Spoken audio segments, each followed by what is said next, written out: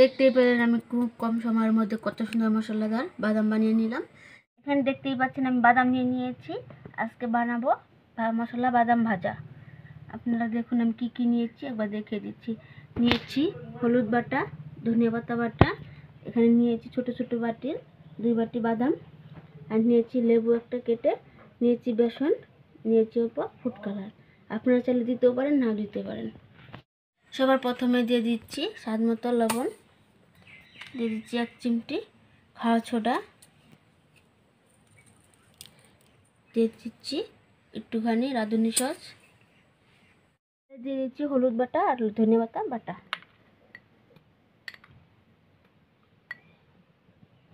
এবারে দিয়ে দেবো বেসন।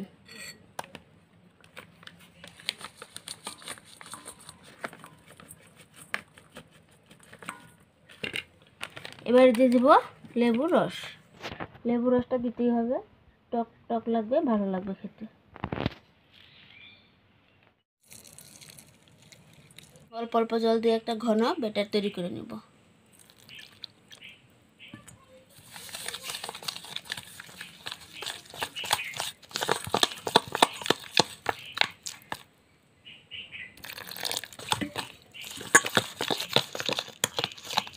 পাচ্ছেন আমি ব্যাটারটা কত ঘন রেখেছি, এভাবে ব্যাটারটা তৈরি করতে হবে।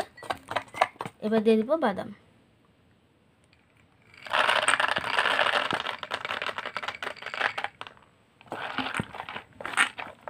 এবার তেল গরম করে তেলে ভেজে নেব।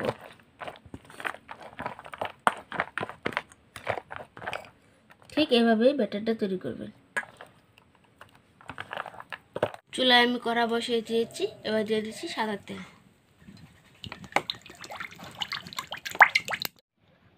এবার আমি হালকা তেল গরম করে নিয়েছি, এই তেলে আমি এক এক করে দিয়ে দিব।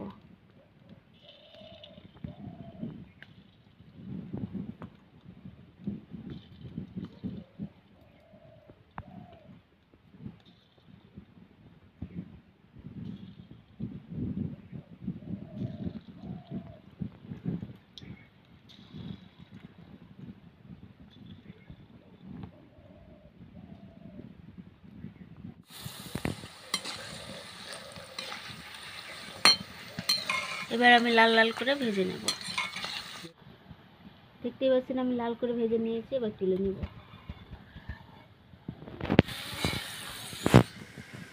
এই দেখুন কতটা সুন্দর হয়েছে।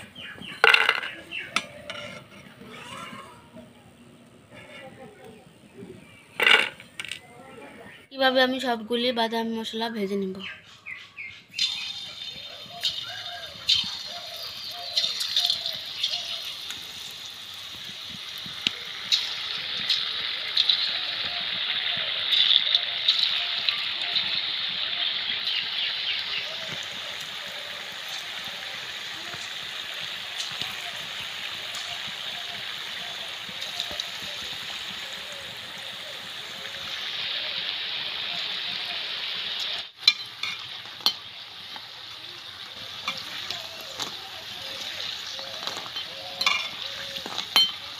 একটু ভালো করে ভেজে নিতে হবে, ভেতরে বাদামটা যেহেতু কাঁচা, তার জন্য একটু ভালো করে সময় নিয়ে ভেজে নেবেন।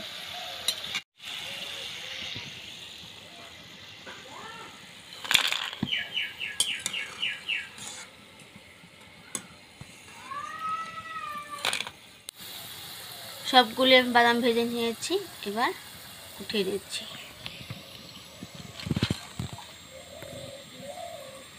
এবার আমি বড় পাত্রে ঢেলে নিচ্ছি মশলা মাখার জন্য। বুঝতেই পারলেন কতটা মচমচে হয়েছে, আর দেখতে দেখুন কতটা সুন্দর হয়েছে। এবার দিয়ে দিচ্ছি লঙ্কার গুঁড়ো। এবার দিয়ে দিচ্ছি পাস্তা মশলা। এবার দিয়ে দিচ্ছি পাস্তা মশলা। এবার দিয়ে দেবো ম্যাগি মশলা। এবার ভালো করে ঝাঁকিয়ে ঝাঁকিয়ে মেখে নেব।